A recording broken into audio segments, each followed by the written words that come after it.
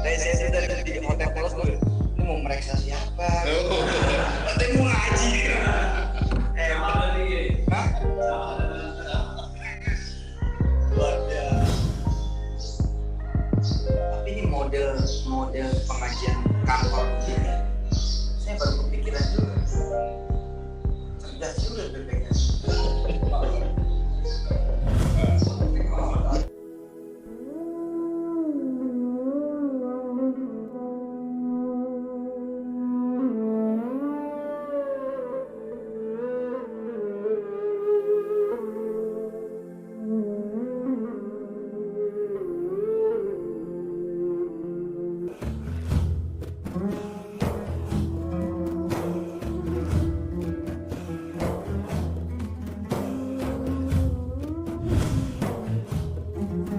Ketua BPKRI Bapak Dr. Agung Firman Sampurna, yang kami hormati dan cintai Kiai Haji Baudin Nur Salim, yang hari ini ternyata juga bersama dengan Ustadz Kiai Haji Mansur. Selamat datang dan terima kasih. Bismillahirrahmanirrahim. Alhamdulillahirabbil alamin. Wassalatu wassalamu ala asrofil anbiya'i wal mursalin wa ala alihi wa sahbihi ajma'in. Punten Kiai, supados kawula sedaya diparengaken nyebat langkung akrab, supados wonten wekdal menika nyebat panjenengan Gus Baha. Kan populernya Gus Baha. Mugi-mugi ndadosaken longgaring pengalih Kiai. Semoga majelis ini menjadi majelis yang diberkahi Allah, baik untuk BPK maupun bagi negeri kita tercinta. Semanten petingipun tausiah Gus Baha dumugi Wakil Ketua BPK Pak Agus Joko Pramono kalian Sekretaris Jenderal BPK ngrawuh dumateng Padepokan Pesantren Panjenengan Kiai. Kemudian sebagai informasi, perkenankan kami menyampaikan bahwa dalam melaksanakan tugasnya BPK memiliki kode etik dan 3 nilai dasar yang menjadi landasan setiap aktivitas kami, yaitu independensi, integritas, dan profesionalisme. Disingkat II. Selain itu, kegiatan kajian agama Islam, tausiah, seperti yang diselenggarakan pada hari ini, kami yakin memiliki peran penting dalam rangka penguatan penerapan kode etik dan nilai-nilai dasar BPK. Karena pada dasarnya kode etik dan nilai dasar tersebut merupakan bagian dari nilai-nilai ajaran Islam yang bersifat universal. Hadirin yang berbahagia, sebagai pimpinan BPK, kami berharap kegiatan kajian seperti ini dapat dilaksanakan secara berkesinambungan, menanamkan pemahaman bagi seluruh insan BPK bahwa hal-hal yang menjadi landasan dalam pelaksanaan tugas dan tanggung jawabnya sejalan dengan ajaran Islam. BPK adalah lembaga yang mengusung akuntabilitas sebagai tagline, accountability for all, akuntabilitas untuk semua. Akuntabilitas secara sederhana dapat didefinisikan sebagai komitmen dan kemampuan untuk melakukan segala sesuatunya dengan cara-cara yang dapat dipertanggungjawabkan. Akuntabilitas ini juga merupakan bagian fundamental dalam ajaran Islam yang mengajarkan bahwa setiap kita akan diminta pertanggungjawaban atas apa yang kita lakukan, sebagaimana firman Allah Subhanahu wa taala dalam Quran surah Al-Hasyr ayat 18. Ya ayyuhalladzina amanu taqullaha faltansur nafsun wa qaddamat liqad wattaqullaha innallaha khabirum bima ta'malun. Yang artinya, wahai orang-orang yang beriman, bertakwalah kepada Allah dan hendaklah setiap orang memperhatikan apa yang telah diperbuatnya untuk hari esok, dan bertakwalah kepada Allah, sungguh Allah Maha teliti terhadap apa yang kami kerjakan. Karena itu, lebih dari itu, kegiatan hari ini bagi keluarga besar BPK, tausiah kali ini juga diharapkan menjadi semacam mitigasi resiko penyimpangan agar tahan terhadap godaan yang mungkin dihadapi dalam pelaksanaan tugas. Saumpami pun kegodom boten dumugi ngerisak tatanan. Kami ucapkan terima kasih kepada semua yang telah mendukung terselenggaranya acara ini.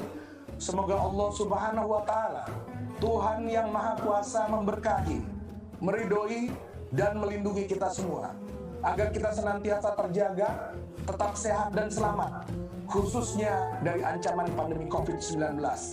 Amin ya rabbal alamin. Wallahumma fi bila waqtum. Wassalamualaikum warahmatullahi wabarakatuh. Sangat saya hormati Ketua BPK Dr. Agung Firman Sampurna yang tadi pakai bahasa Jawa. Kata Ustaz Yusuf Mansur itu ngerpek apa enggak tahu. Pengambilan Ketua BPK ini meringankan saya, kata Pak Ustaz Yusuf Mansur sudah kayak khotib, kata. Sudah lebih kiai dari kita yang sudah jadi kiai. Jadi ini meringankan saya untuk tidak ngaji lagi di BPK.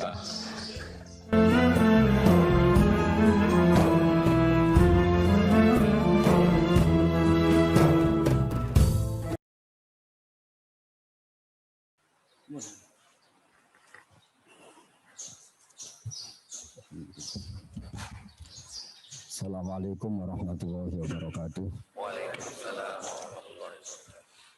Bismillahirrahmanirrahim. Alhamdulillahirabbil alamin wassalatu wassalamu ala asyrofil mursalin sayyidina Maulana Muhammadin wa ala alihi wa sahbihi asma'in amma ba'du. Yang sangat saya hormati Ketua BPK Dr. Agung Firman Sampurna yang tadi pakai bahasa Jawa. Kata Ustaz Yusuf Mansur itu ngerpek apa enggak tahu. Wakil Ketua BPK yang saya hormati Dr. Agus Joko Pramono, anggota BPK 1 Dr. Hindra, anggota 3 Bapak Dr. Ahsanul Qasasih, ini Anda anggota 4 Ibu Isma Yatuni, anggota 5 Profesor Dr. Bahrul Akbar, dan beberapa yang di sini ada Profesor Dr. Heri Azhar, ada Bapak Bakhtiar Arif, juga moderator Bapak Adib, semua yang saya hormati. Dari penyampaian Ketua BPK ini meringankan saya, kata Pak Ustaz Yusuf Mansur sudah kayak khotib, kata. Sudah lebih kiai dari kita yang sudah jadi kiai. Jadi ini meringankan saya untuk tidak ngaji lagi di BPK. Karena saya memang sebetulnya agak pantangan ngaji-ngaji seperti ini. Karena diatur itu tadi. Tanggalnya diatur, jamnya diatur. Ya tapi ya nggak apa-apa lah, ini takdir. Begini ya, saya itu lama sekali karena saya menekuni dunia ilmu. Lama sekali saya itu mencari-cari format menanamkan ya roh-roh Islam dalam kehidupan berbangsa dan bernegara dalam konteks Indonesia. Di antara yang saya temukan adalah hadis Rasulullah SAW, dan ini sahih, saya cek di kitab Bukhari ada, di sahih Muslim ada, dengan varian-varian riwayat yang ada. Berikut ini kami tampilkan ya, atau kami contohkan satu teks yang ada di Bukhari. Suatu saat Nabi itu ngendikan agak unik, unsur akhoka zaliman au mazluman. Tolonglah saudara kamu, baik yang dolim itu yang berbuat aniaya atau berbuat kesalahan, au mazluman atau yang terzalimi. Tentu itu agak aneh karena Nabi meminta atau menyuruh kita menolong yang mendolimi kita. Tentu sahabat iskal itu janggal. Janggal itu ya kayak bingung gitu. Hadza nansuruhu mazluman, fa kaifa nansuruhu zaliman. Oke ya Rasulullah, kalau kita nolong yang terzalimi itu normal ya, wajar. Tapi bagaimana kita menolong yang mendolimi kita atau yang berbuat zalim? Jawabnya Nabi, tahjuzuhu an zulmi. Kalau di riwayat Bukhari ta'khudu fawqa yadih. Sebagian riwayat disebut takufu an zulmi.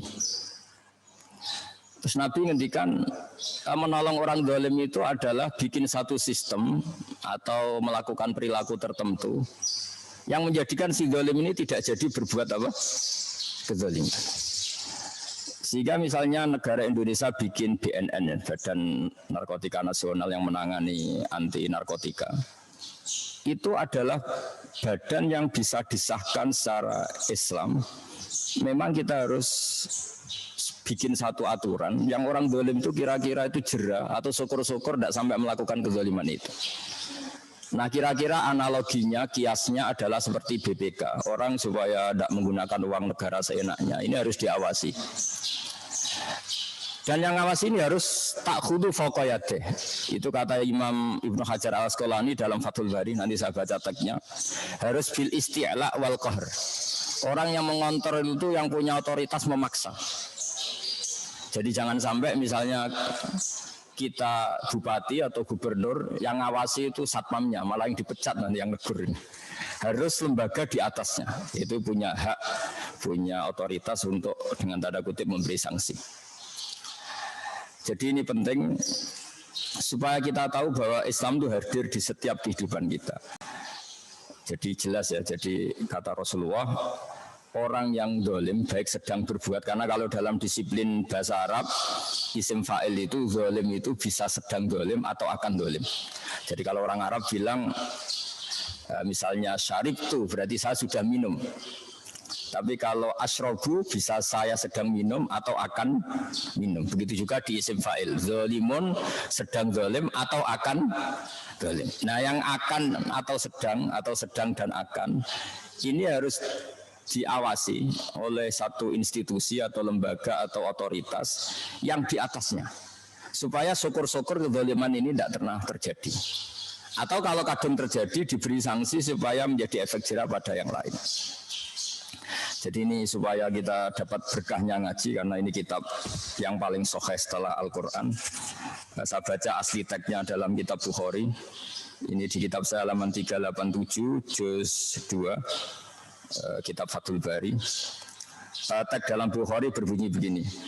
Haddatsana Musaddad, haddatsana Mu'tamir an Humaid an Anas radhiyallahu anhu qala Rasulullah sallallahu alaihi wasallam unsur akhaka zaliman aw mazluman.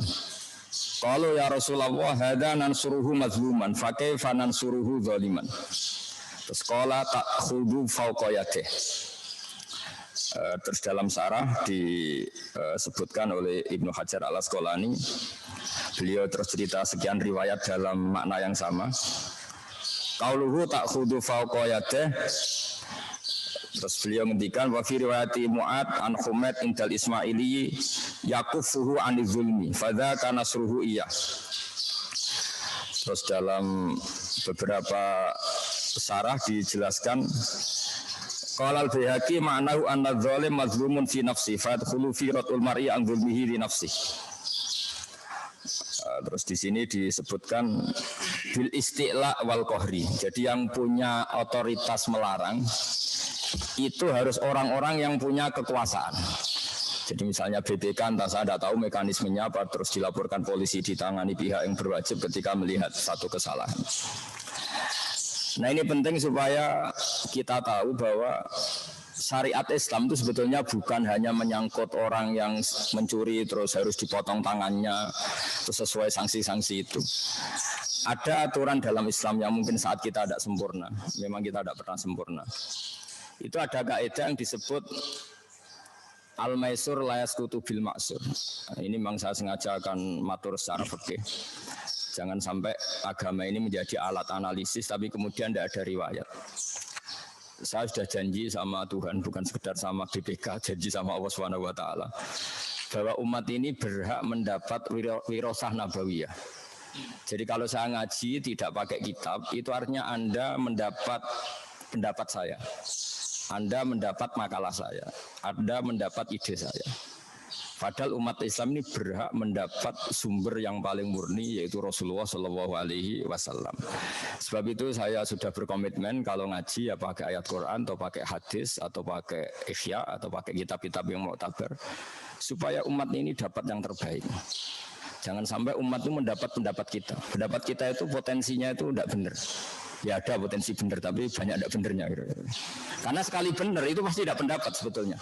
Copy paste atau hanya ngikuti pendapat-pendapat ulama sebelumnya. Cuma biar keren dia aku pendapatnya sendiri.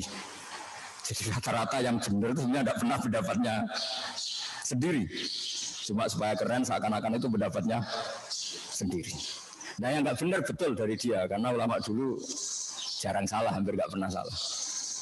Ini catatan dari saya kenapa saya kalau ngaji sering bawa kitab itu sebenarnya sederhana supaya umat ini dapat yang terbaik yaitu dari aina yashrabu bihal muqarrabun, sumber yang masih asli yaitu Al-Qur'an dan hadis. Nah Dalam masalah BPK, saya sering guyon sama Mas Adib. Anda jadi pegawai BPK ya harus istighfar kata saya. Karena bahasa kasarnya itu lembaga harus uzon. Karena kalau ada orang bupati kok hidupnya agak poya-poya, ini pakai uangnya siapa itu. Jadi kalau di pondok itu kayak keamanan. Keamanan itu kalau ada santri keluar mau apa, kemana, untuk apa. Jadi agak-agak dilegalkan Bang Suudon. Tapi tidak tahu apa itu waspada, apa suudon. Itu biasanya orang Indonesia pinter ngeles. Jadi kalau suudon dibahasakan apa? Waspada. Saya sering ada seorang satpam di UI Jogja datang ke saya, Gus saya ini satpam, saya sering ngaji jenengan. Yang ganjil ke saya ini harus suudon. Padahal Islam melarang apa? Suudon. Biasanya kalau ada mahasiswa kuliah pakai motor pinjaman, itu ketika motor berjejer-jejer itu lupa tadi minjem motor warna apa, kan semuanya dicoba. Nah, itu pasti satpamnya langsung reaksi, ini ada apa ini kok semua dicoba. Setelah ditanya ternyata jawabannya, wah ini tadi saya pinjem motor milik teman saya, jadi nggak sempat niteni, nggak sempat mana yang saya pinjem, sehingga saya coba-coba. Tapi dia sudah keburu suudon, terus tanya ini hukumnya gimana suudon seperti itu? Ribet kan? Atau misalnya saya bupati punya kekayaan warisan, terus saya liburan di Singapura, ketemu Mas Adib, mesti dia berhak curiga, saya enggak. Karena beliau punya otoritas BPK, saya enggak berhak curiga, dia berhak curiga. Ini kan jadi tidak adil. Saya curiga ke dia enggak boleh karena ada diberi otoritas, dia curiga ke saya boleh. Padahal samain ke Singapura ini karena saya anak orang kaya misalnya. Tapi harus disudoni karena saya pejabat apa? Publik. Jadi kalau orang fikih itu tertariknya itu sama hal seperti itu. Saya punya kajian kitab dikarang oleh Habib Muhammad bin Abdillah Al-Haddar, mertuanya Habib Umar. Namanya Ajalatus Sibab. Itu beliau cerita tentang hay'ah, tentang lembaga. Itu bagus sekali. Termasuk lembaga agama. Beliau cerita ini yang terkait saya dan Ustadz Yusuf Mansur adalah misalnya lembaga agama. Bagus enggak? Lembaga agama didirikan untuk ngecek mana aliran yang salah atau benar, mana kelompok yang salah atau benar. Jawabannya lucu ya agak menggelitik. Di antaranya begini jawabannya. Ya kalau Anda misalnya di Iran, terus kemudian dibacakan satu teks alaikum bi jama'atil muslimin atau alaikum bil jamaah wa man sadza finnar, ya perasaannya orang Iran tuh ya Syiah karena mayoritas itu Syiah. Tapi kalau dibaca di Arab Saudi ya mayoritas itu Wahabi. Jadi kira-kira NU ya tersangka, Muhammadiyah tersangka.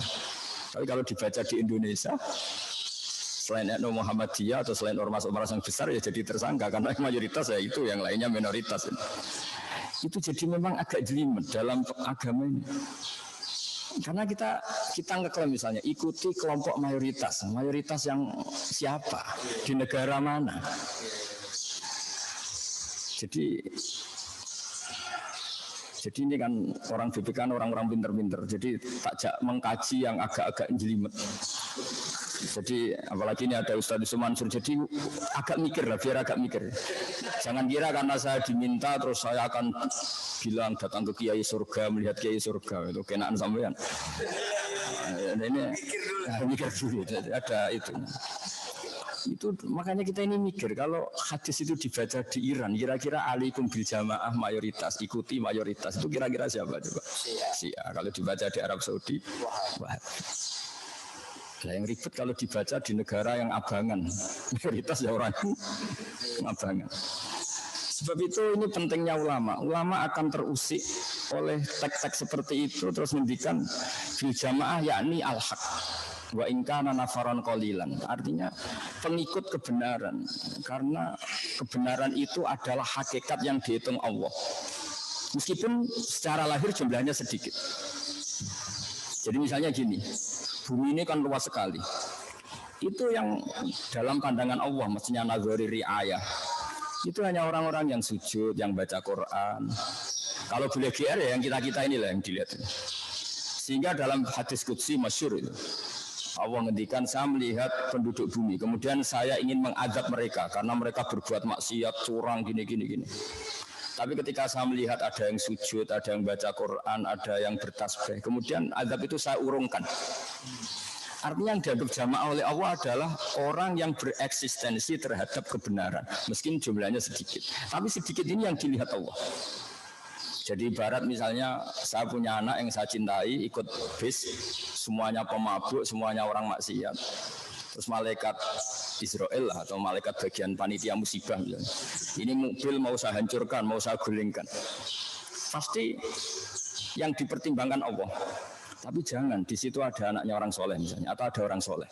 Meskipun jumlahnya satu dibanding mayoritas tadi yang 50, tapi ini yang dipertimbangkan. Nah, di sini pentingnya ayat wa ma kana Allahu liyu'adzibahum wa anta fihim. Jadi Allah tidak akan menyiksa komunitas besar. Di situ masih ada nabi. Nah, nabi itu bisa fisik, zaman nabi hidup tentu itu fisik atau tidak fisik. Misalnya mahabbatu Rasulullah sallallahu alaihi wasallam fi qulubihim. Nabi tidak wujud secara fisik, tapi keberhadirannya ada di hati kita. Itu juga menjadi alasan lah kira-kira dibahasakan gitu Allah tidak menyiksa wa ma kana Allahu liyu'adzibahum wa anta. Jadi contoh analogi paling gampang, Anda misalnya melihat orang Jakarta karena misalnya banyak maksiat terus Anda ingin Jakarta kena adab. Tapi kalau di situ ada anak kamu, ada putri kamu, ada santri kamu, ada orang-orang yang kamu cintai, tentu ingin nggak kena adab. Meskipun orang yang benar ini minoritas. Begitu juga misalnya Rembang juga gitu, semua contoh seperti itu. Nah, sehingga ada ulama mengatakan alaikum bil jamaah itu bi isobatil haq, kelompok yang benar meskipun jumlahnya sedikit, karena itu mahallu nazarillah, itu yang menjadi pertimbangan Allah. Makanya di sebuah riwayat disebutkan laula rijalun ruk'aun wa subyanun ruddaun wa bahaimur ta'un la subabna alaikumul adzab subba. Andai kan saya tidak melihat beberapa orang yang melakukan sujud, beberapa anak-anak kecil yang masih mentata ibunya, yang masih menyusu sama ibunya, dan beberapa hewan, diantaranya itu malah Allah menyebut itu karena hadis qudsi hewan, karena hewan itu nggak bisa berdosa karena tidak mukallaf, maka akan saya turunkan azab. Nah, di sini pentingnya nafarun qalil, kelompok kecil tapi mempertahankan apa? Kebenaran.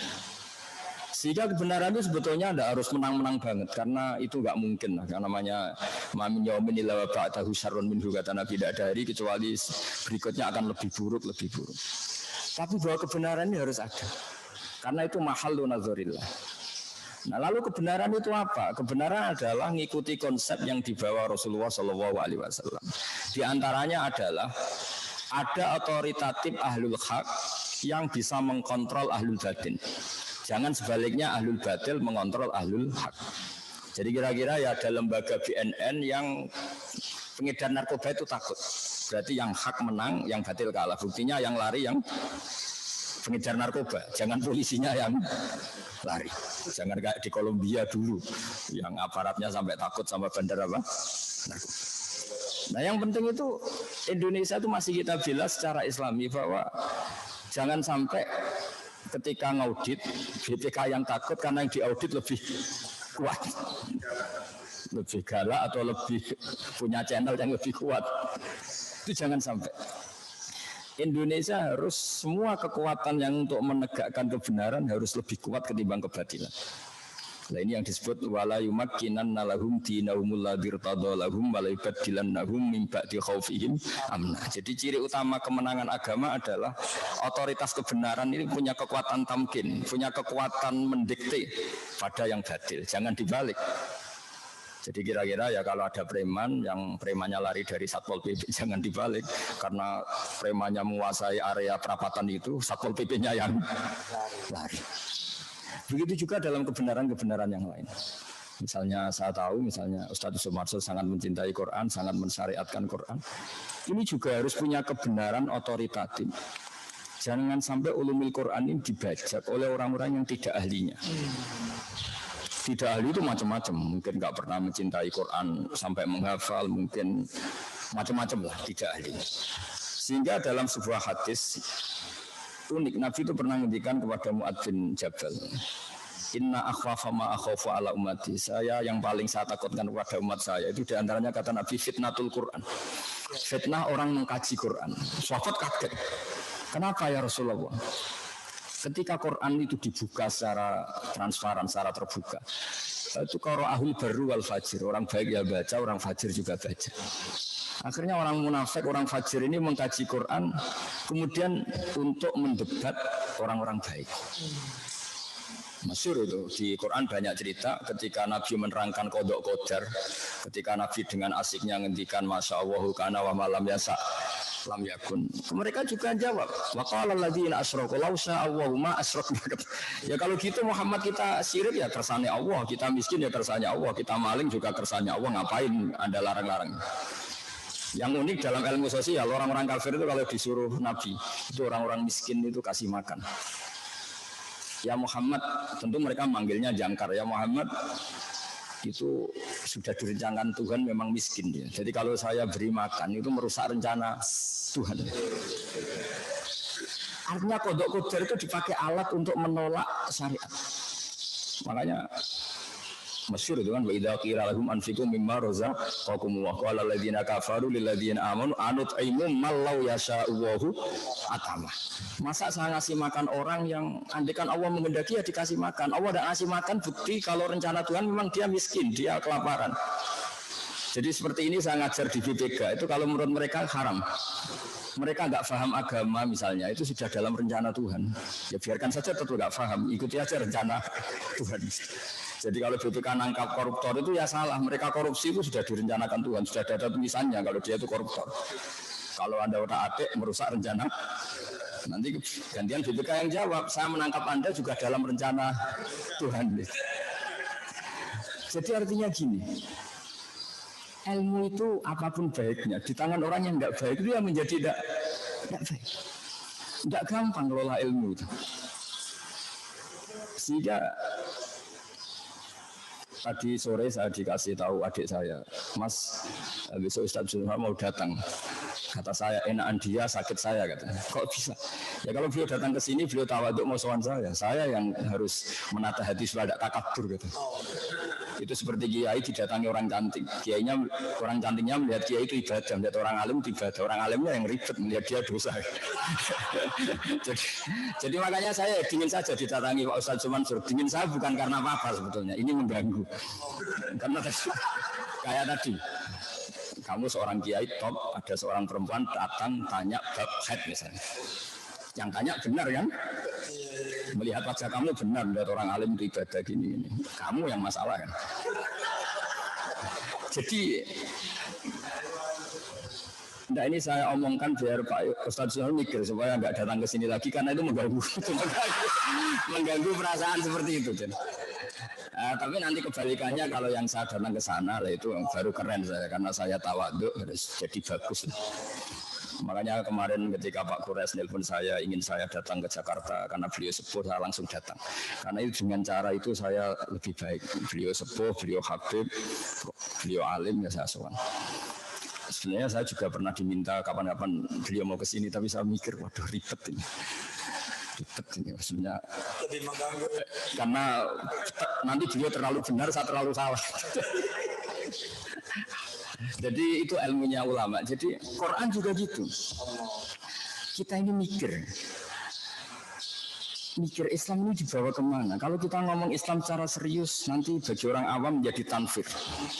Jangan kira sering baca Quran itu dibenarkan Nabi terus ya tidak juga. Kadang yang sering baca itu malah salah. Karena konteksnya sosial. Misalnya gini, ini cerita dalam hadis. Ada petani yang tentu sibuk ngerawat piaraannya atau ngerawat tanamannya. Makmum ke Mu'ad. Mu'ad ini ahli Quran masyhur. Dia bacanya Quran enak terus panjang. Singkat cerita si petani ini mufarokoh itu melepas ikatan sholat dengan imam, kemudian dia meneruskan sholatnya sendiri, itu sah dalam fikih. Mu'ad tersinggung, kemudian bilang nafaqah fulan, ini orang munafik, diajak sholat secara baik dan benar malah lari mufarokoh. Akhirnya dua orang ini lapor kepada Rasulullah, yang satu lapor, ya Rasulullah ini Mu'ad gak benar. Ngimami di daerah pertanian kok bacanya Baqarah. Kita akhirnya terganggu pekerjaan kita. Itu dulu petani aja terganggu, apalagi kalau kernet, apalagi kalau supir. Terus, tapi uniknya apa? Yang disalahkan Nabi itu yang Mu'ad. Afattanun anta ya Mu'ad. Kamu ini tukang fitnah. Inna minkum munafirin. Kamu ini menjadikan orang lari dari Quran gara-gara kamu baca panjang, akhirnya orang ini kecelok lari dari Quran. Jadi tidak gampang ngelola kebenaran. Jadi yang disalahkan Nabi itu yang muat, bukan yang menjebak. karena menyebabkan orang lari dari Quran karena kelamaan. Makanya saya sering cerita ke kiai-kiai, kalau Anda tahlil jangan lama-lama. Nanti orang itu bosan sama la ilaha illallah. Sebenarnya bosan sama Anda, tapi Anda kuat lama karena Anda aktornya kan. Iya kan, kita misalnya yang ngomong kan kita aktor mesti betah, tapi yang dengerin corong Jawa gak lakon, ngapain lama-lama wong sada lakon. Makanya saya kalau ngaji di mana-mana itu mesti cepat, tak jamin. Makanya tidak usah khawatir lama-lama, ini pasti saya cepat. Saya betah lama karena saya aktor, tapi kalau sampai karena kemungkinannya sampai itu dua. Kalau paham ya ingin nggak lama-lama karena sudah paham. Kalau tidak paham namanya nggak paham ya nggak asik. Kadang setengah paham setengah enggak, ini yang ribet. Jadi saya semohon-mohonnya ngelola Islam di Indonesia. Kalau kita mutabakhir, kalau kita cukup punya bacaan, itu masih bisa cari padanan-padanan itu dalam referensi Islam. Yaitu diantara ciri utama agama diridani Allah adalah wala yumakkinanna lahum dinahumul ladzi irtadalahum wa la yubaddilannahum min ba'di khaufihim amna. Dulu yang memperlihatkan Islam takut sama orang kafir karena orang kafir mayoritas. Dulu ketika banyak begundal, banyak preman, orang yang soleh takut sama preman. Jadi sekarang alhamdulillah barokahnya ada BNN yang pengedar narkoba yang takut, barokahnya ada BPK, KPK yang korupsi yang takut. Itu sudah menang kita. Karena ada khauful zalim min sholihin, orang yang zalim takut sama orang soleh. Jangan sampai kita ngalami yang soleh takut sama yang zalim. Sehingga dalam hadis itu disebut oleh Nabi ta'khudu fawqiyatih. Ada fauqiyatan kata Ibnu Hajar Al-Asqalani, kebenaran harus punya fauqiyah, punya otoritas yang lebih tinggi ketimbang kezaliman. Nah, caranya gimana kalau dalam dunia sosial? Dalam dunia sosial itu kita bikin satu komunitas mayoritas dan sehingga itu menjadi kebenaran yang luar biasa. Saya tadi malam sama Gus Gofur sama putra-putra Mbah Mun banyak di sarang tadi malam sampai malam.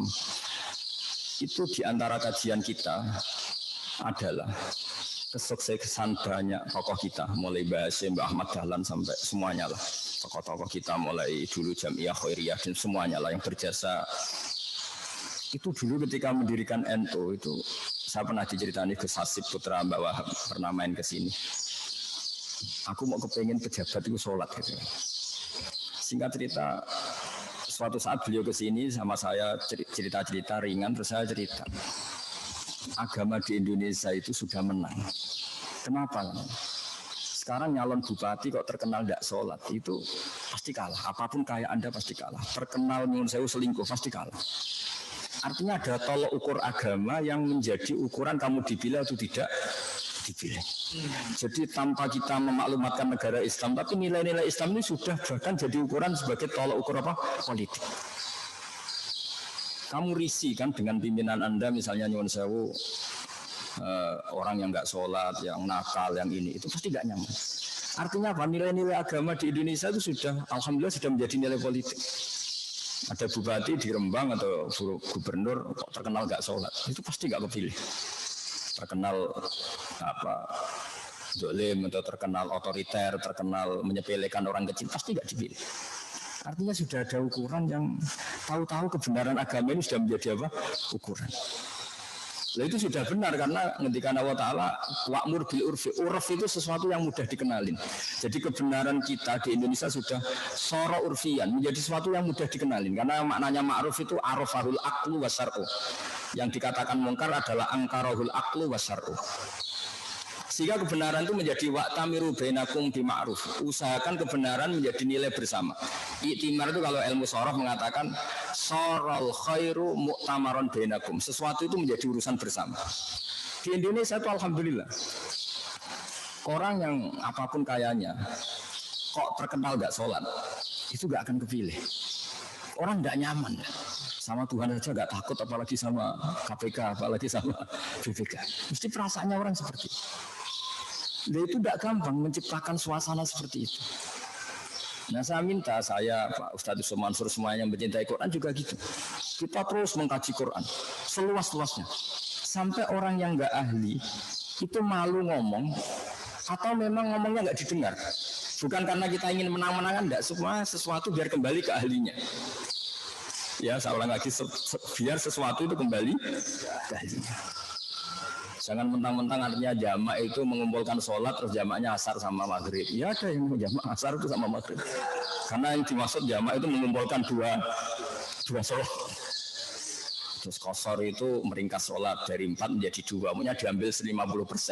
Akhirnya subuh diambil 50% ya 1. Tapi barokahnya aturan jamak itu dipraktekkan guru-guru kita, rombongan bis jamak apa-apa. Mereka tahu, oh ternyata jamak itu hanya zuhur dan asar, asar dengan zuhur, maghrib dengan isya. Jadi kebenaran itu menjadi amron urfian, sesuatu yang jadi konsensus. Enggak boleh kamu benar sendiri, itu namanya kitmanul ilmi. Saya banyak baca tafsir. Itu kalau mengutarakan kebenaran yang masyhur di Indonesia, misalnya tafsir Jalalain, tafsir Munir, itu indah sekali. Misalnya ketika ada ayat, jika kamu bepergian dan kamu ingin mengqasar sholat, falaisa alaikum junahun an taqsuru minas sholat. Itu kalau umumnya tafsir antak suruh minas sholat itu ya dari 4 menjadi 2. Ya kita tahu kalau zuhur dikosor dari 4 menjadi apa? 2. Tapi sebetulnya itu tafsir yang kurang luas. Kata banyak ulama mufassir yang lebih luas. Qasrun itu artinya mencendak atau meminimalkan dari aturan yang banyak menjadi aturannya sedikit. Jadi dari 4 menjadi 2 itu juga qasrun. Dari 4 menjadi 2. Atau dari aturan itu 4 menjadi 2 itu juga qasrun. Misalnya aturan normalnya sholat itu orang nggak boleh kena najis. Tapi ketika perang atau ketika dalam kondisi darurat, zaman kita misalnya dulu perang Mesir Belanda, itu boleh kita sholat bersama membawa senjata yang ada apa? Najisnya. Begitu juga aturannya sholat tentu nggak boleh nggak madhep kiblat. Tapi di sholat sibdatil khawfi dalam kondisi tertentu boleh sholat tidak menghadap apa? Kiblat. Itu juga namanya antak suruh minas sholat. Itu juga namanya qasrus sholat. Karena maknanya sama, dari 4 menjadi 2, dari aturannya banyak menjadi sedikit. Dulu aturannya sholat misalnya nggak boleh ada gerakan banyak. Tapi di kondisi tertentu kayak kita dulu zaman ngusir penjajah, harus ada gerakan banyak. Misalnya kamu tengah sholat mau ditembak, harus lari dan nggak harus membatalkan apa? Sholat. Itu yang disebut fa'in khiftum farijalan auruk dana. Nah, orang-orang ahli Quran harus terus ngomong seperti ini supaya Quran kembali ke tadi ke marwahnya, ke ahlinya. Kalau enggak, nanti yang tidak ahli pun ngomong dan itu bahaya. Jadi saya ulang lagi, nah saya mohon BPK juga seperti itu. Ini memang lembaga yang benar-benar lembaga audit. Dan harus punya al-qudrah wal isti'la. Hanya qudrah itu kemampuan ditakuti. 1, pakai otoritas negara misalnya polisi. 2, memang kamu bersih. Apapun kekuatan Anda, kalau Anda tidak bersih itu orang itu mesti tidak takut. Aneh-aneh Pak sok suci, saya sendiri tahu data Anda. Mitra korupsi Anda itu teman saya punya datanya. Mesti kamu takut. Meskipun kamu punya backing, tapi kalau digituin kan takut. Jadi untuk tidak takut itu bukan sekedar dengan makna kekuatan negara, tapi juga Anda sendiri punya perilaku yang menjadi orang lain itu takut. Jadi itu hebatnya Islam. Jadi kita masih bisa nyari-nyari dalil tentang kenapa harus ada BNN, harus ada KPK, harus ada BPK. Memang inginnya Islam itu ada syaukatus soleh ala zalim. Orang soleh yang punya otoritas mengalahkan orang apa? Zalim. Jangan sampai orang zalim yang punya otoritas mengalahkan orang apa? Soleh. Sehingga kenapa Nabi semuanya harus menang? Sebenarnya Nabi itu gak ingin menang. Semua Nabi itu orientasinya akhirat. Tapi kenapa semua Nabi di akhirnya menang? Supaya al-haq ini harus ada ja'al haqqu wa zaqal batil. Begitu seterusnya sampai urusan tauhid. Terakhir ini saya menyatakan tauhid supaya kita dapat berkahnya insyaallah. Semoga semua kita husnul khotimah. Logika tauhid kata Ibnu Hajar al-Asqalani itu juga harus al-hujjatul balighah. Qul falillahil hujjatul balighah. Argumentasi yang kelima, yang final. Sebab itu logika atau argumentasi oleh Allah sebagian disebut sultanan. Sultan itu raja, raja itu mengalahkan rakyatnya. Sehingga logika yang benar Allah menyebut sultanan. Sultan itu logika, hujjah. Nah, kenapa itu penting? Kata banyak ulama, jangan sampai logika batil itu menyelimuti pikiran banyak orang, kemudian mengalahkan logika hak. Misalnya dulu kita tahu kalau baca sejarah, orang-orang Gerwani itu kalau didik anak-anak kecil, ayo pejamkan mata, ayo minta permen sama Tuhan. Terus Tuhan saya minta permen, terus nggak dapat permen. Lama-lama, ayo sekarang pejamkan mata, minta sama Bu Guru, dikasih. Berarti yang ada Bu Guru, yang Tuhan tidak ada. Itu dulu jalan.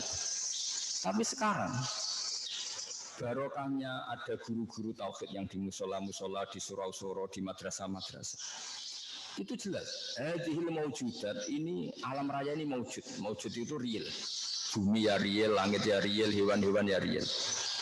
Terus andaikan kita ateis itu diajarin gini. Hadhil maujudat khalaqahal Adam. Ini hal yang maujud, penciptanya yang tidak maujud. Orang kan bisa stres ya. Ini wujud, diciptakan sesuatu yang tidak wujud. Bagaimana mungkin sesuatu yang tidak wujud menjadi sesuatu pencipta? Wong wujud saja, tidak kok menjadi faktor. Di mana-mana namanya faktor itu harus wujud. Nah, logika itu harus tertanam. Sehingga Quran sering ngendikan am khuliqu min ghairi syai'in ahumul khaliqun. Masa alam raya yang wujud ini kemudian diciptakan oleh sesuatu yang tidak wujud. Ciri khas tidak wujud adalah sesuatu itu tidak punya faktor, tidak menjadi faktor. Wong namanya saja tidak wujud.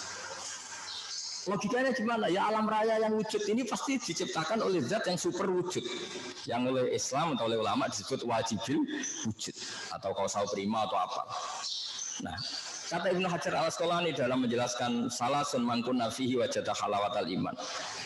Halawatal iman dalam penjelasan ilmu kalam atau ilmu tauhid disebut iltizazan aqliyan. Agama ini datang dengan logika yang mudah. Kalau Anda orang yang pintar, orang yang cerdas, kemudian Anda dikasih tahu alam raya yang wujud ini diciptakan yang tidak ada. Diciptakan oleh sesuatu yang tidak ada. Pasti Anda nggak bisa tidur semalam. Bagaimana sesuatu yang tidak ada menciptakan yang ada? Yang tidak ada kok menciptakan yang itu sampai malam pasti nggak bisa tidur. Hidup mati lagi tetap nggak ada jawabannya. Tapi kalau kamu dikasih tahu alam raya yang wujud ini diciptakan oleh wujud yang lebih dahsyat, yaitu Allahu Akbar atau zat sing wajibil wujud. Ya wajar lah namanya wujud ini ya mesti kalah sama wujud akbar. Kan terus enak. Lah enak ini disebut iltizazan aqliyan. Orang menjadi nyaman dengan Islam. Maka agama ini liqaumi yaqilun, liqaumi yatafakkar. Itu macam-macam. Itu juga harus. Nah, sultanul akal, kekuatan akal seperti ini juga harus menjadi masif, menjadi konsensus, sehingga orang tidak lagi tergoda oleh was-wasatus syaitan dengan faham-faham ateis. Ini juga harus menjadi sesuatu yang masif, yang lazim, yang keniscayaan. Nah, tugas kita sebagai seorang guru atau seorang kiai atau seorang ustaz itu menanamkan seperti ini. Sehingga benar-benar yusabbitu walladzina amanu bil qauli tsabit fil hayatid dunya wa fil akhirah. Jadi cara berpikir ini benar-benar menjadi al-qaulu tsabit, sesuatu yang menghunjam di hati, tidak tergoyah. Ini pentingnya ulama-ulama yang akan menjaga itu. Nah, makanya saya dulu lama sekali derekan Mbah Mun, derekan bapak saya itu beliau cerita Islam itu tidak akan habis untuk mengawal Indonesia karena tadi misalnya dalilnya apa lembaga BPK, Qurannya apa ya ribet. Ya dalilnya gampang tadi, di antara ajaran Islam adalah memerintahkan yang baik, melarang yang mungkar. Cara melarang itu gimana? Supaya kemungkaran itu nggak terjadi. Caranya apa? Ya bikin lembaga yang bisa mengeksekusi atau memberi sanksi atau melarang itu. Ya tentu agama tetap ikut berperan, misalnya kiai mendidik masyarakat supaya tidak korupsi karena nanti ada akhirat gini-gini. Yang lembaga negara mungkin ancamannya penjara dan sebagainya dan sebagainya. Tapi apapun itu ketika Nabi cerita tentang unsur akho kadzaliman au mazluman, itu Nabi ditanya sahabat, fakaifa ansur hadza nansuruhu mazluman, fakaifa ansuruhu zaliman. Oke ya Rasulullah, kalau yang terzalimi saya tolong, bagaimana engkau memerintahkan kita menolong yang zalim? Kata Nabi, ta'khudu fawqa yadayhi. Sebagai riwayat tahjuzuhu an zulmi. Kita punya kekuatan untuk melarang yang zalim berbuat apa? zalim. Itu ya bagian dari syariatnya Rasulullah, karena inginnya Nabi kemungkaran itu enggak terjadi. Caranya apa? Ada kekuatan yang bisa menghalau atau yang bisa melarang terjadinya kemungkaran. Itu juga bagian dari nilai-nilai apa? Islam. Ya, saya kira demikian. Assalamualaikum warahmatullahi wabarakatuh. Terima kasih. Gus Bahak juga menyampaikan tausiah dan mauidhah hasanahnya kepada kita semua. Tadi ada beberapa catatan. Saya nggak berani menyimpulkan, Gus, takut kualat saya, Gus. Hari ini saya hanya catat aja beberapa poin-poin ya. Antara lain misalnya tadi bahwa kita BPK harus kuat, tapi juga harus bersih itu. Kemudian juga tadi BPK itu mungkin harus menolong yang terdolimi maupun juga yang mendolimi gitu ya. Agar biar kemudian nggak jadi mendolimi lagi gitu ya. Juga tadi ada agama datang dengan logika yang mudah dan banyak yang lain. Namun juga ini saya nggak beri lama-lama, Gus, karena tadi juga Gus ingetin kalau ngimami jangan lama-lama, nanti mufarokoh. Tadi tahlil jangan lama-lama, jadi MC juga jangan lama-lama juga nih Gus ya, MC-nya gitu. Jadi ini mohon setelah ini mohon tanggung jawab Gus dari pejabat pimpinan maupun pegawai BPK, mohon dapat nanti jika ada ya mengajukan pertanyaan kepada Gus Bahak. Mungkin untuk yang pertama dari yang hadir dulu di majelis di sini untuk dapat mengajukan pertanyaan. Silakan, apakah dari yang hadir ada yang mau bertanya? Dua aja juga tesin kalau Pak Wakil, Pak Wakil Ketua yang pertama, monggo Pak Wakil.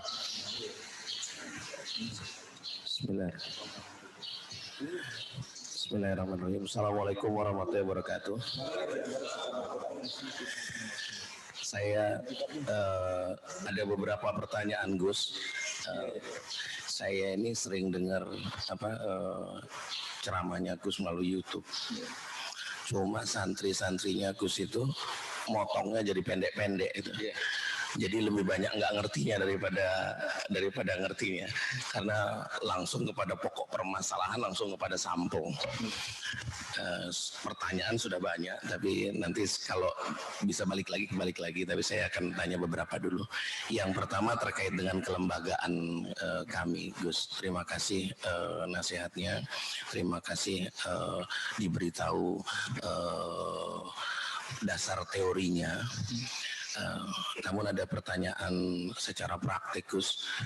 Jadi lembaga seperti kami ini, itu zaman Rasulullah, zaman sahabat, zaman tabi'in atau setelahnya, itu ada apa tidak?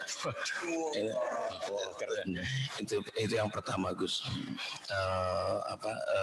Untuk melihat secara praktikalnya. Kemudian yang kedua tadi kita senang kalau orang yang sholat, orang yang soleh, orang yang baik dan kemudian kelihatan taat itu menduduki jabatan, senang. Nah, kita ini pimpinan di BPK, Gus. Ada trade off, ada kami melihat di lapangan ini ada orang soleh sudah duduk di jabatan, tapi kok kerjanya nggak becus gitu. Sholat ini. Nah, pilihannya lalu kita mau ganti orang yang tidak lebih soleh itu seperti apa, Gus? Takut kualat juga di akhirat kan. Seperti apa pilihan-pilihannya? Itu pertanyaan dari organisasi ya, Gus ya. Boleh lanjutkan lagi, Gus. Kalau ini pertanyaan dari YouTube. Jadi dengar nggak ngerti catat, banyak sudah. Jadi Gus pernah ngomong di YouTube itu menjelaskan Quran surat Al-Baqarah ayat 2 224. Yang Allah berfirman, janganlah kamu jadikan nama Allah dalam sumpahmu sebagai penghalang untuk berbuat kebajikan, bertakwa dan menciptakan kedamaian di antara manusia, Gus. Jadi kita sudah bersumpah dengan nama Allah untuk misalnya tidak silaturahmi, tapi kemudian jadi silaturahmi. Nah pertanyaannya praktikalitasnya itu, Gus, begitu kita membatalkan itu apa yang kita lakukan? Kafarat kah? Apa minta maaf kah? Atau tobat kah? Atau apa? Itu praktikalitasnya. Karena apa? Dan kok ya ada logika orang bersumpah dengan nama Allah untuk berbuat sesuatu yang nggak baik gitu. Itu jadi ini saya kalau diizinkan mau terus tapi mungkin 3 dulu ya. Ini 1 tapi sudah 3 ini. Terima kasih Mas Adib ya. Terima kasih. Berarti sudah 3 ini. Tambah bonus Gus. Terima kasih Pak Wakil Ketua Bapak Agus Joko Pramono. Selanjutnya kami minta dari Zoom misalnya, dari pimpinan atau dari pegawai. Panitia ada ini enggak yang bertanya enggak dari Zoom? Raise hand. Oh, ini ada yang bertanya dari, wah ini jauh nih. Ini dari panitia saya dikasih tahu ini muhibinnya Gus Bahak dari timur Gus, dari Ternate Gus. Ternate ini, jadi jauh-jauh. Di sana udah siang, udah 2 jam lewat nih ini. Silakan yang dari Ternate Mas Hilman Fauzi Mubarok. Silakan di panitia, silakan dibuka menu unmute ya, silakan. Ya. Assalamualaikum warahmatullahi wabarakatuh. Assalamualaikum warahmatullahi wabarakatuh. Mohon izin Pak Ketua, Pak Wakil Ketua, dan para pimpinan BPK. Terima kasih atas kesempatan yang diberikan oleh moderator. Perkenalkan, saya Hilman dari Maluku Utara. Gus, ada pertanyaan yang ingin saya sampaikan terkait dengan yang selama ini kami selaku pemeriksa BPK sering alami gitu. Termasuk tadi yang disampaikan oleh Gus Bahak kaitannya dengan peran BPK untuk memperlakukan orang yang telah zalim gitu, Gus. Yang ingin saya tanyakan adalah bagaimana caranya kita menghindari seminimal mungkin dari memperlakukan salah kepada orang yang sebenarnya dia itu tidak bersalah, tetapi khawatirnya kita, namanya juga manusia, kita ternyata memvonis orang yang sebenarnya dia itu tidak bersalah, tapi karena berbagai hal namanya manusia, ada kesalahan kita, ternyata kita nyatakan orang tersebut dalam tanda petik bersalah dalam pemeriksaan gitu. Bagaimana cara menghindarinya? Kemudian yang kedua, apakah ada doa yang dicontohkan oleh Rasulullah agar kita terhindar dari doa orang-orang yang mungkin tidak sengaja telah dizalimi oleh kita karena ya ketidaksengajaan kita dalam pemeriksaan. Karena mau tidak mau bagi beberapa orang diperiksa itu suatu hal yang ya kita sudah sebaik apapun, seprofesional apapun kita berlaku kepada yang kita periksa. Kadang ada beberapa yang mungkin nggak pas gitu penerimaannya. Nah, bagaimana caranya khawatirnya orang-orang tersebut mendoakan kurang baik kepada kita begitu. Terima kasih Gus atas jawabannya dan kesempatan yang diberikan kepada saya atas pertanyaan ini. Terima kasih. Wassalamualaikum warahmatullahi wabarakatuh. Waalaikumsalam. Terima kasih Mas Hilman dari Ternate. Ini satu lagi dari chat ini ada yang bertanya juga. Oh, enggak 2 lagi. Ini super bonus Gus, super bonus. Ini terkait dengan pemeriksaan tugas BPK juga Gus. Ini ada pertanyaan begini Gus.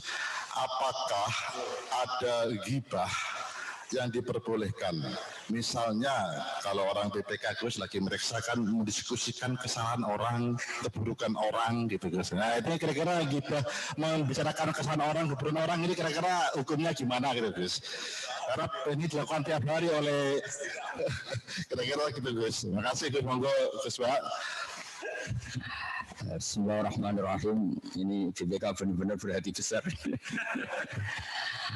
Begini ya, saya akan menjawab secara fikih yang mudawan ya, fikih yang dibukukan, yang diriwayatkan dari saya sampai ya semuanya lah, semua ulama. Ghibah itu ada 6 pengecualian yang dibolehkan. Di antaranya itu ghibah yang menggunjingkan orang atau mengata-ngatain orang yang memang harus diperlakukan seperti itu. Di antaranya adalah mujahir bil fiski. Orang itu memperlihatkan kefasikannya. Karena dengan cara itu kita bisa memaklumatkan ke sekeliling kita bahwa itu salah. Misalnya ada perempuan pakai celana pendek misalnya terus jalan di depan kamu, terus kamu ngandani anak putri kamu jangan seperti itu haram. Kan itu ya ghibah, mungkin kita kenal namanya terus kenal kesalahannya. Begitu juga misalnya ada orang yang ditangkap KPK karena korupsi, kita pasti nyebut orangnya. Karena kalau nggak nyebut itu malah ribet. Kamu menghindari nggak nyebut supaya islami. Saya tadi melihat koruptor, orang mana orang Indonesia, namanya siapa? Enggak lah, saya nanti ngerasani ghibah. Akhirnya malah semua orang Indonesia tuh kayak seperti itu. Jadi menghindari ngerasani satu orang, tapi akhirnya kayak semuanya mungkin gara-gara nggak disebut namanya. Dan dalilnya para ulama dia dapat saja dalil. Buktinya Quran juga nyebut misalnya Fir'aun, siapa beberapa aktor kesalahan kayak Abu Lahab. Itu bukti bahwa untuk kepentingan kebenaran itu kadang ghibah itu ya boleh kayak itu di al-mujahir bil fiski. Kayak Fir'aun kan memaklumatkan diri sebagai Tuhan, Abu Lahab juga memaklumatkan sebagai musuh besar Nabi. Jadi memang ada pengecualian yang termasuk untuk syahadah. Mau tidak mau misalnya si A korupsi kan ditanya korupsinya sama siapa, uang ngalir kemana. Ini bagian dari, bukan karena yang tanya BPK terus tak halalkan, tidak, memang itu ada kitabnya. Cari di bab ghibah itu ada 6 pengecualian diantaranya halal seperti itu. Itu menurut pandangan fikih.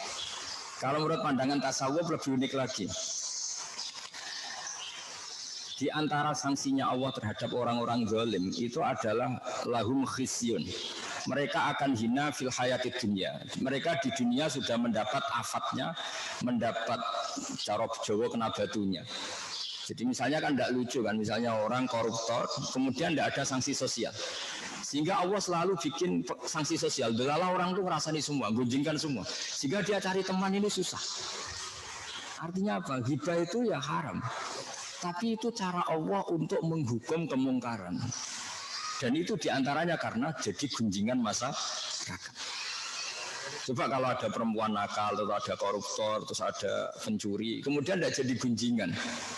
Kan dia tidak pernah menjabat jera karena nggak ada sanksi apa-apa. Maka diantara sanksinya Allah kepada mereka yang salah adalah khisyun, ada kehinaan yang dia dapatkan di dunia. Diantaranya dicibir banyak orang. Nah tentu yang mencibir nanti kena hukum setelah melebihi batas. Misalnya dasar maling, paling turunannya maling, bayi maling itu sudah melebihi batas. Yang maling dia kok bapaknya dibawa-bawa, mbaknya di bawa. Apalagi itu sebab dasar maling, potongannya tidak keriting, paling merokok. Hanya orang yang pendek keriting terus ke bawah-bawah kan. Nah ini sudah berlebihan. Nah apalagi misalnya dasar koruptor, dasar partai ini. Padahal yang di partai itu tidak semuanya. Nah itu sudah berlebihan. Jadi itu ada ilmunya untuk. Jadi makanya saya masih ingat ketika Mbah Mun ditanya ada penyakit tertentu yang zaman itu susah disembuhkan dan penyebabnya adalah kemaksiatan. Ada dokter yang ingin menemukan obat itu, Mbah Mun ngendikan kalau Allah ingin memberi sanksi, Anda jangan cari solusinya karena itu cara Allah ingin mendidik dia semoga menjadi tobat. Jadi di antara sanksinya Allah itu la'allahum yantahun, la'allahum yarji'un, semoga bisa kembali. Jadi kita ini jangan melawan Allah. Kalau Allah ingin memberi sanksi kok malah kita memberi solusi kan lucu kan. Ada orang yang karena sering main perempuan, main korupsi, kemudian jatuh di masyarakat, terus kamu istighosa mengistighfari dia, ya kan ya lucu. Allah ingin memberi sanksi supaya ngalami khizyun fil hayatid dunya. Jadi itu. Nah, kemudian yang tadi pertanyaan dari Mas Firman ya dari NTT itu kalau minta doa Maluku Utara itu doa itu masyhur dan sering saya amalkan di antara doa Nabi yang terkenal. Saya bilang terkenal ini karena mungkin saya keluarga kiai ya, jadi memang diajarin itu. Kalau yang enggak keluarga kiai ya latihan sekarang supaya terkenal juga doa ini. Allahumma inni a'udzubika an adilla a'udal au azilla a'uzal au azlim au yuzlam alayya. Itu masyhur itu doa itu.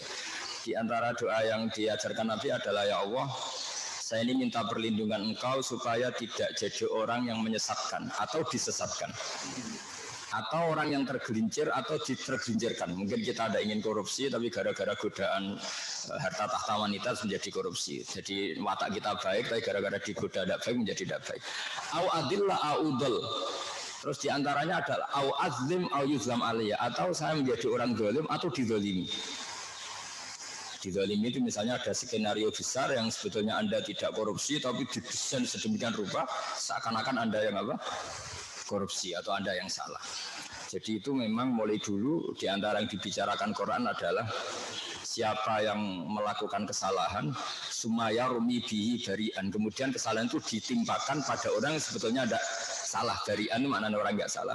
Faqatih tamala buhtana wa islam. Jadi ada di Quran sudah dibicarakan orang-orang yang enggak salah tapi didesain sedemikian rupa oleh kekuatan besar seakan-akan dia yang salah. Misalnya saya koruptor. Bisa mengatur sedemikian rupa seakan-akan gajah ini legal. Bisa menyuap legislasi atau legislator supaya ini diundangkan secara benar. Padahal hakikatnya ini kepentingan. Itu juga ribet kalau seperti itu. Atau mungkin kita di dunia agama juga sama. Kita seakan-akan soleh sendiri terus mengajarkan orang supaya banyak ngamal ke kita. Sementara kita sendiri tidak tanggung jawab di depan Allah Subhanahu wa Ta'ala.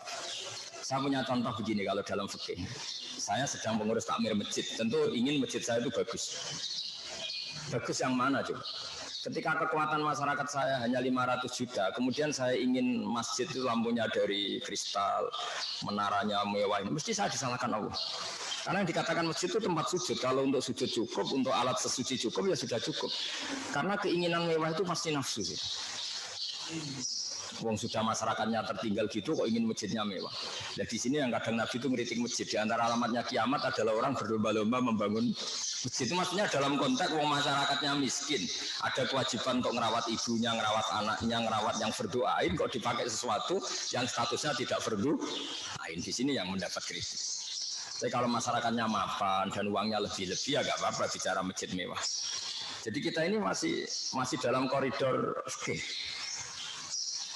Dan itu memang harus difikirin, termasuk misalnya gini yang saya alami, saya ini kan kiai. Buat acara tidak penting, saya itu belum pernah ngundang alumni acara call-nya bapak atau acara kelahiran anak saya itu tidak pernah. Pikiran saya sederhana, kalau saya ngundang hari ini misalnya, bisa saja santri saya yang sudah alumni itu sudah janji mau kerja di siapa. Dan dia rezekinya hari itu kalau kerja. Gara-gara panggilan kiai dia harus datang ke sini. Untuk acara yang tidak berdoain, tapi santri saya harus meninggalkan kewajiban yang berstatus fardu ain, maka saya dosa. Jangan kira kalau dia itu tidak bisa dosa, ya dosa. Apalagi kalau kiainya agak engkek, jebule kono taman tok. Sudah mengundang orang yang meninggalkan fardu ain untuk keluarganya demi selera, yaitu bikin taman. Jadi makanya saya jadi kiai ini termasuk kiai yang masih orisinal. Hal-hal gitu itu tak hindari betul. Karena tadi efek fikihnya itu berat. Termasuk jenengan datang ke sini, saya tidak tersandung amat. Bisa saja Anda punya kewajiban berdoain di rumah. Tapi kok datang ke sini hanya untuk ngaji, yang mungkin ini tidak berdoain, baru fardu kifayah. Saya juga nggak tahu. Makanya tetap butuh istighfar. Sampai Rabi Adawi mengatakan wastighfaruna yahtaju ilal istighfar. Kita sudah benar saja butuh istighfar. Karena jangan beri kebenaran kita, ada kebenaran lebih penting yang kita tinggalkan. Tidak segampang itu. Makanya disebut wastighfaruna yahtaju ilal istighfar. Kita istighfar masih butuh istighfar. Misalnya sholat awal waktu itu bagus sesuai teks hadis. Tapi andaikan semua orang sholat awal waktu itu tidak bagus. Mbah Mun itu sholatnya akhir waktu. Kiai Karim Nirboya. Karena apa? Andaikan semua sholat di awal waktu, maka akan dikira bahwa aturan sholat sah harus di awal waktu. Kalau semuanya melakukan, pasti jadi konsensus yang lama-lama dikira aturannya seperti itu. Maka harus ada 1-2 pondok yang sholatnya harus akhir untuk menjaga konstitusi bahwa batas akhirnya sampai situ. Jadi itu tidak gampang jaga. Seperti tawaf itu yang baik itu ya jalan kaki. Semua sahabat tawaf ashabi Rasulillah musyatan berjalan semua. Tapi Nabi tawaf rakiban, Nabi pas itu masih siap tawaf rakiban, tawaf dengan naik unta. Itu kata Imam Nawawi dalam kitab Majmu', andaikan Nabi tawaf secara jalan, maka akan dikira syarat sahnya tawaf harus jalan. Maka Nabi wajib melakukan tawaf secara berkendara untuk menjaga konstitusi ilmu bahwa di antara sahnya tawaf boleh dengan berkendara, dan itu barokahnya sampai sekarang. Akhirnya orang berani tawaf pakai kursi roda, pakai skuter karena iktibar Nabi pernah tawaf secara berkendara. Nah, Nabi berkendara di sini itu fardu ain untuk menjaga konstitusi ilmu bahwa tawaf sambil berkendara itu sah. Maka sebagian kiai harus ada sholat akhir supaya tetap menjaga konstitusi bahwa batas akhir sholat itu sampai seperti itu. Kalau semuanya sholat di awal, pasti itu dikira aturan sahnya sholat harus di awal. Jadi tidak gampang apa. Ya memang sebagian kiai kebablasan, kayak saya itu jarang sholat qobliyah ba'diyah. Supaya orang tahu kalau itu sholat sunat gitu. Ya ada yang kebablasan itu. Karena kalau semua kiai sholat qobliyah ba'diyah, lama-lama orang kira itu wajib. Sampai yang mau Islam nginceng, kok sholatnya kok lama sekali, nanti wajib semua, capek sekali. Jadi itu memang konstitusi ilmu itu agak jelimet. Makanya di karang kitab fikih itu sampai 20 jilid. Kayak Imam Nawawi ngarang Majmu' itu kitab saya itu 27 jilid. Karena jaga konstitusi ilmu itu tidak gampang ya tadi. Nanti ketika ditanya, trennya juga sama. Al-Ajub Qadri Ta'am namanya pahala sesuai tingkat kesulitan. Tapi ternyata yang Nabi sendiri itu ketika tawaf itu naik unta, sahabatnya tetap jalan. Saya sahabat baiknya ya jalan karena Al-Ajub Qadri Ta'am, tapi Nabi baiknya memang berkendara. Tanpa itu tidak ada alasan hukum orang tawaf pakai kursi roda. Jadi ini ilmu. Jadi kalau semua orang sholat di awal waktu, pasti lama-lama itu dikira sahnya sholat harus di awal. Yang lebih parah Abdul bin Mas'ud itu kalau ada orang kok duha tiap hari disuruh. Apa kamu menyampaikan duha dengan sholat fardu? Ya seminggu sekali lah atau seminggu 2 kali. Itu nanti ada tandingan fardu. Begitu kan? Jadi ulama yang bagian ini konstitusi ilmu, saya termasuk yang di partai ini, itu ya agak-agak beling mau tidak mau saya itu ya mau tidak mau karena tadi sekali semua orang duha semua pasti dikira di antara wajib dalam Islam adalah sholat duha. Makanya Nabi Qiyamul Lail itu hanya sampai hari keempat, setelah itu enggak yang di masjid karena takut nanti tarawih dikira fardu. Jadi memang jelimet apa ulama penjaga ilmu itu agak-agak jelimet. Ya kayak tadi apa? Ya sudah seperti itu. Kalau orang didatangi Pak Iso Mansur mungkin bangga senang, tapi kalau cara ilmu enggak. Karena tadi beliau benar karena tawaduk, kita yang rawan takabur, wah saya top lah didatangi. Ribet ya tadi lah. Kalau orang didatangi janda cantik itu mestinya senang. Tapi ribetnya kan tadi dia lihat kita ibadah, kita lihat dia masalah kan. Itu ilmu, jadi agak-agak jelimet. Masalah kalau nggak dinikahi. Jadi ya kira-kira gitu lah. Jadi jaga konstitusi ilmu. Ya itu harus ada penjaganya juga. Ya, jadi kalau doa supaya kita tidak zalim tadi, Allahumma inni a'udzubika an adilla audal a'wazilla auzal au azlim au yuzlam alayya.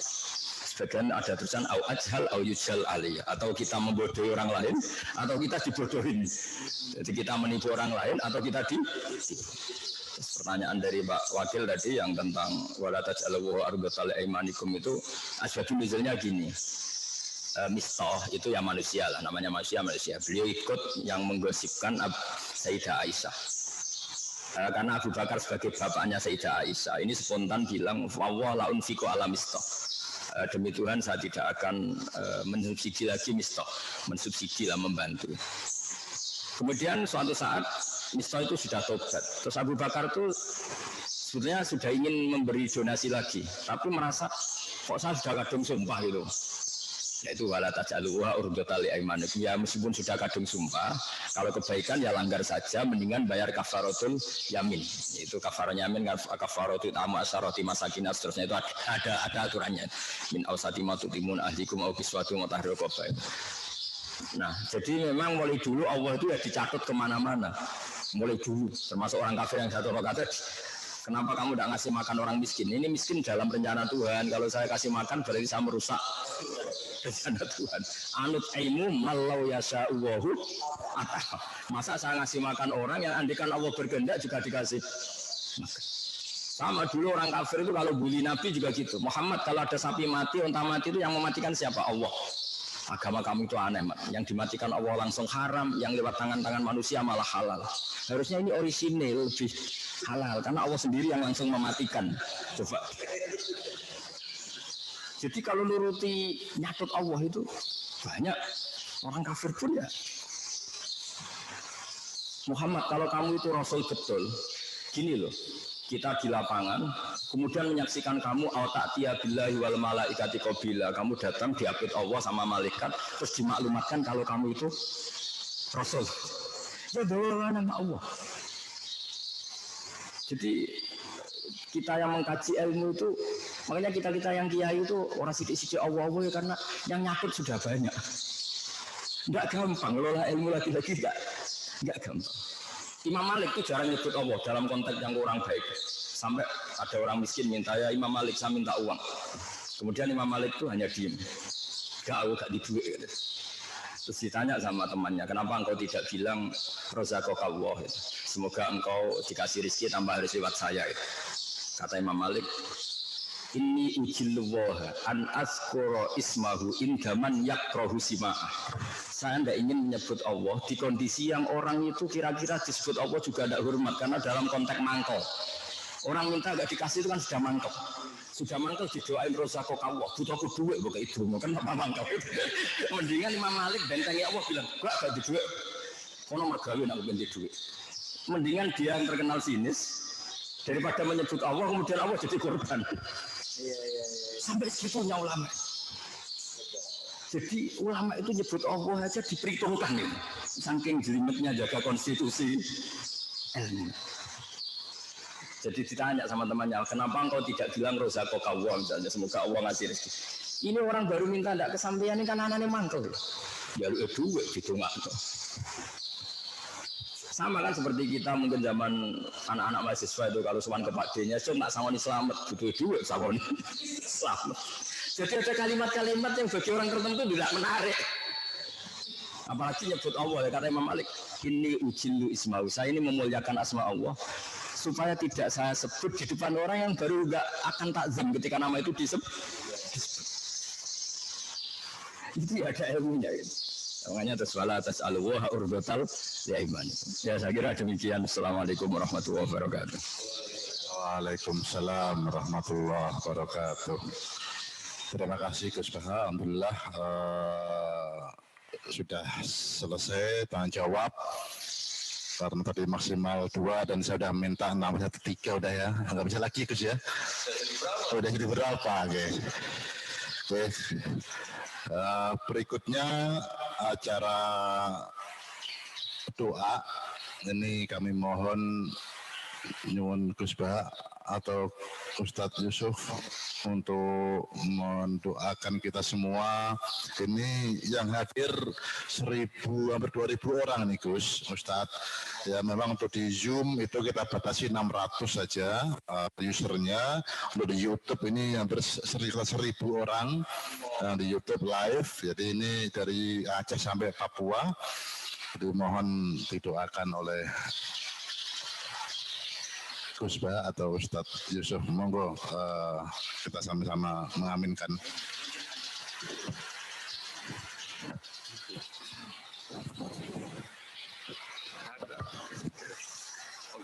Bismillahirrahmanirrahim. Alhamdulillah ya Rabbul ya syukur maghfir wa sallallahu alaihi wasallam Muhammad wa ala alihi wa sahbihi. Allahumma bihaqqi sa'ati fadlika wa judika ij'alna ya wa aminin salimin mu'afin min kulli bala'in ya akhirah. Waj'alna ya Allah mutawaddina fika mutabadzilina fika mutanasifina fika. Waj'al ya Allah amalana khalisatan wajhikal karim. Waj'al hadhil baldata ya aminatan mutmainnatan ya fiha rizqi wa ya Allah bi'auni minka fadlin minka innaka wasi'ul maghfirah. Allahumma maghfiratuka awsa'u min dhunubina rahmatuka arja'in lana min amalina. Allahumma maghfiratuka awsa'u min dhunubina rahmatuka arja'in lana min amalina. Allahumma maghfiratuka awsa'u min dhunubina rahmatuka arja'in lana min amalina. Rabbana atina fid dunya hasanah wa fil akhirati hasanah wa qina adzabannar. Sallallahu alaihi wasallam Muhammad sallallahu alaihi wasallam subhana rabbika rabbil izzati amma yasifun wa salamun alal mursalin walhamdulillahi rabbil alamin.